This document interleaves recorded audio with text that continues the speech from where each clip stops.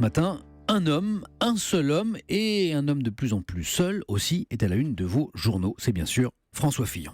La dernière édition du Canard enchaîné sera dans tous les kiosques ce matin, mais ces dernières révélations dans l'affaire Pénélope Fillon sont connues. Depuis hier après-midi, on a entendu dans nos journaux sur Europe 1 ce matin le candidat de la droite parler d'une opération professionnelle de calomnie. Réponse du Canard ce matin, c'est justement parce qu'il s'est donné une image de probité candide et qu'il n'a cessé de donner des leçons aux autres qu'il se retrouve à ce point éclaboussé. Le Canard écrit pour parodier Fillon lui-même qui lançait à l'attention de Sarko et de Juppé. Qui imagine le général de Gaulle mis en examen ? L'heure est maintenant à cette grave question. Qui imagine le général de Gaulle, Tante Yvonne et leurs enfants s'embourber dans autant de pognon?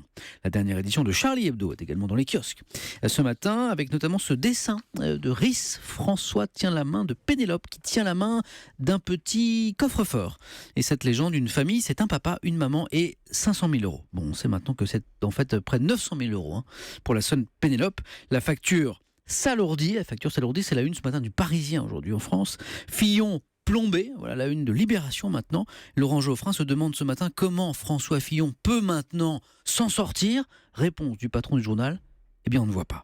Cette question d'ailleurs, tous vos journaux se la posent ce matin. L'Opinion, Fillon peut-il tenir ? Fillon de plus en plus seul, je vous le disais. Et l'Opinion, comme la plupart de vos journaux, rapporte que dans les couloirs des Républicains, on parle de plus en plus d'un plan B pour remplacer le plan F comme Fillon, bien sûr. Mais qui ? S'interroge l'Opinion. Qui pour reprendre le flambeau ? Juppé est-il crédible ? Lui qui a été balayé au second tour de la primaire. Nicolas Sarkozy crédible ? Lui qui n'a pas passé le cap du premier tour.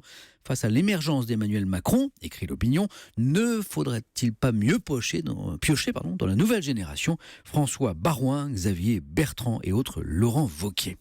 La droite doute, constate Guillaume Tabar dans le Figaro, qui cite Guillaume Tabar, un haut responsable de droite sous couvert de l'anonymat.